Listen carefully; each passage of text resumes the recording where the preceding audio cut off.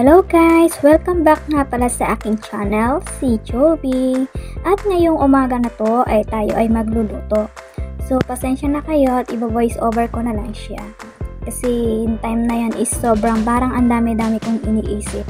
Isip dito sa abroad and isip sa Pilipinas. So anyway, eto nga pala't magluluto ako ng panghapunan natin.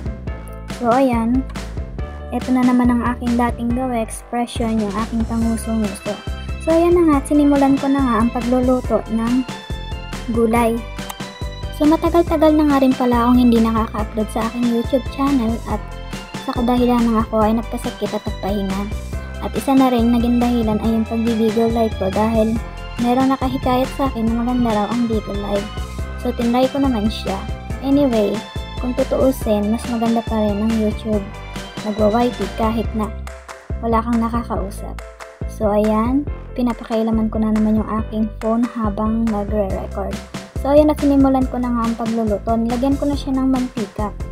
So hindi ko nga pala inon ang ilaw na malaki kasi parang ang init-init ng singaw niya. Kaya ang ilaw na lang sa chimney ang ginamit ko. Ayoko kasi ng masyadong maliwanag. So parang ang init niya pag tumama sa mukha. So ayan, inumpisahan ko na nga ang pagluluto. Gisa-gisa lang naman ng gulay. Ang lulutuin ko nga pala ay ginisang gulay, isda at saka steamed chicken. At ngayong araw nga pala na to ay walang pasok ang aking mga alaga kaya maaga akong nagluluto ngayon. Dati-rati kasi kapag sila ay pumapasok ako lang nagluluto at para sa sarili ko lang. Pero ngayon, umaga tanghali hanggang hapunan, niluluto ko lahat. Kaya ang lola niya ngayon ay busy na naman sa pagluluto maghapon. Anyway, 1 week lang naman ang kanilang walang pasok. Kumbaga, sem break sa Pilipinas. At ayan na nga, nilagay ko na nga yung gulay. Nilagyan ko siya ng konting tubig para hindi naman siya mag-dry. Kasi masusunog siya kapag walang tubig. At dito nga pala sa Singapore, ayaw nila ng marami nilalagay na pampalasa. Minsan, oyster at asin lang ang nilalagay ko. Minsan, sa lasa nila, ay gusto nila yung mas matabang kaysa maraming lasa. Kasi pag matabang, pwede mong gawa ng remedyo. Ayaw din nila nilalagyan na kung ano-anong ingredients katulad ng mga ginisan mix, magic sarap at kung ano-ano pa, lalo na ang betsin. Ayaw nila ng maraming lasa. Gusto nila yung natural na lasa lang.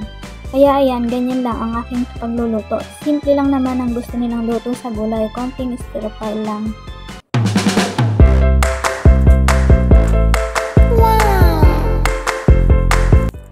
At ngayon naman, iihahanda ko ng aking susunod na lulutuin. Kumukuha nga pala ako ng bawang dyan. At tuloy, pasilip-silip sa aking camera kung nare-record pa ba siya o hindi. At tinitignan ko rin kung sakop pa ba ang layo ko sa camera. At ganyan nga po pala ang pagbabalat ko ng bawang. Pinupukpok ko muna para mas madali tanggalin yung balat. Kasi yung iba, dinadirect nilang balatan, yung iba nahihirapang balatan. So after ko mapokpok, ginayat-gayat ko na nga ng pinong aking bawang para madali siyang igisa. Hindi ko alam kung ano yung mga iniisip ko dyan mga panahon nagluluto ako. Basta tahimik lang ako pag nagluluto. So ayan na nga at hinalo-halo ko lang yung gulay hanggang sa lumambot yung pinakasanga niya.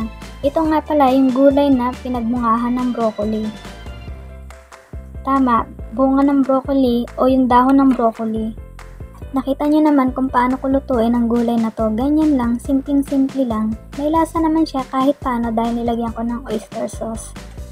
At pagkatapos nga palang lumambot niyan ay isasalin ko na sa plato. Konti lang sila kumain kaya konti lang din yung gulay na yan. Basta importante may gulay sa katawan. At habang nga palang hinahalo-halo ko yung gulay na yan, ang daming pumapasok sa isip ko. 1 taon na lang din pala at matatapos ng aking kontrata. So napapaisip ako kung mag-extend pa ba ako at uuwi na ng Pilipinas. Naisip ko naman kung uuwi ako ng Pilipinas at walang gaanong ipon, ang hirap naman kung walang trabaho. So kailangan kapag umuwi ako ng Pilipinas ay kailangan ko pa rin magtrabaho. Yun nga lang, hindi ako nakakasigurado kung aabot o sasakto ang sahod ko sa pagpapaaral ng anak ko. At saka kaiisip ko nga pala, ayan na nga't naluto na siya at sinaling ko na sa mangkok o yung tinatawag na mangkok sa mga Ilocano. Hindi ko na lang alam kung anong tawag dyan sa mga Tagalog o iba pang language. At ito na nga pala, sinusunod ko na ang isdang lulutuin ko, yung tinatawag na pampano sa Tagalog at sa English naman ay prophet. Ang laki niya guys, tingnan nyo naman kung gaano siya kalaki.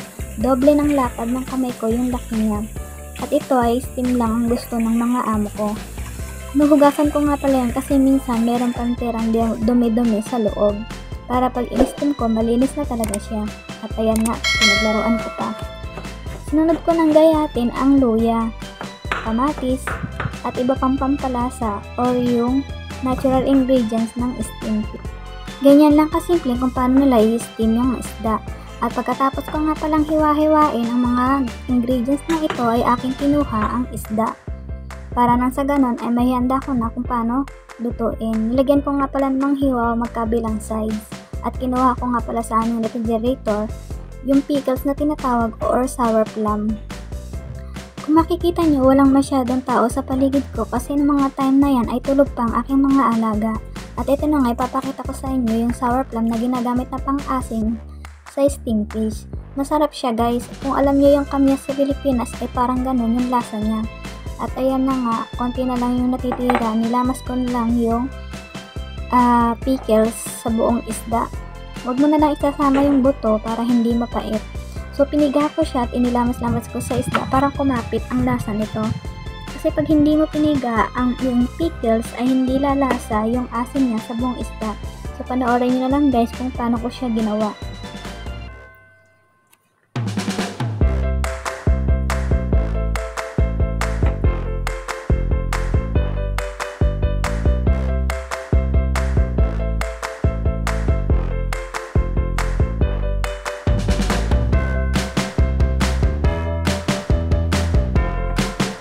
At pagkatapos nga pala ay sinunod ko na yung ginayat kong luya. Nilagyan ko nga pala ng ilang slice sa loob niya para naman mawala yung lansa niya habang ini-steam. Nilagyan ko rin sa ilalim, sa ibabaw at kung saan saang side pa ng isda. At sinunod ko na nga ilagay yung kamatis at ganun din naglagay din ako sa loob ng isda na to.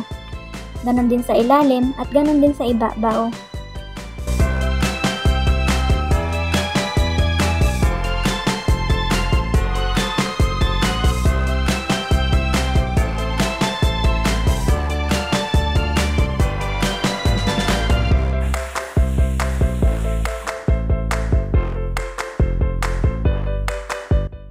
At haya na nga guys, ganito ang preparation ko pag mag-i-steam ng isda. At pagkatapos nga niyan ay kinuha ko na ang steamer at nilagyan ko ng tubig para pakuluan at i-steam ang isda. So ang paglalagay ko ng tubig ay kalahati lang nito. Kung wala kayong steamer, pwede kayong gumamit ng kawali at lagyan nyo lang ng patungan sa ibabaw at ilagay nyo ang pinaglagyan nyo ng isda para ma-steam. Lagyan na lang din ng takip. Ganyan lang kadami yung tubig na nilagay ko, kalahati lang siya. At hayaan muna natin siyang kumulo hanggang sa kumulo ng kumulo. At pag kumulo naman na ito ay pwede na natin ilagay yung gagawin nating steam fish. At hindi ko na nga pala nakuhanan ng video yung paglalagay ko ng isda ng kumulo ng tubig. So heto na siya guys. Sinet ko lang siya ng 10 minutes to 15 minutes. So ayan guys, sabay-sabay yung niluluto ko. May nakasalang sa oven, tapos meron pa doon dalawang naka-steam. Yan. So nakasalang lahat. Isda natin ay yan na siya. Sarap. At pagkatapos ko nga pala ma-steam ang isda, sinunod ko na ang manok na lulutuin ko. So kanina nahugasan ko na nga pala itong manok, nalinis ko na siya, natanggalan ko na siya ng mga kung ano-ano. Isang buong manok nga pala to, kinuha ko nga pala itong kalderong malaki para lagyan ng tubig sa pag-i-steaman ng manok. So itong pot na to ay sa bakal, so mabigat siya guys. Ganito ang mga kaserola dito sa Singapore, mabibigat siya guys, sobrang tibay niya. Kaya pag kumulo halimbawa at may niluto ka dito at kumulo, patayin mo na. Kasi pag ito ang gamit mo, kahit isang kulo lang at kababad yung lunutuin mo dito, sigurado ako lalambot agad. So ang paglalagay ng tubig, ganyan lang siya guys. Nilagyan ko nga pala siya ng patungan sa ilalim para hindi masunog yung ilalim ng manok. At sinindahan ko nga pala sa malakas na apoy para kumulo. At pagkulo naman ito, saka ko siya hihinaan.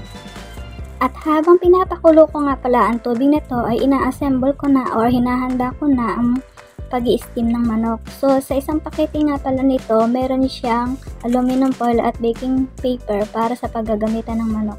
Kasama na rin dito yung ingredients powder niya. So, ingredients powder nito ay maraming sangkap na. Kung gusto niyo malaman kung paano ang cooking method nito at kung anong spices yung ginamit ko, ilagay ko na lang dito sa screen. So, ayan guys. So, ang paggawa lang naman nito ay bubudbud mo lang sa buong manok at sa loob ng manok.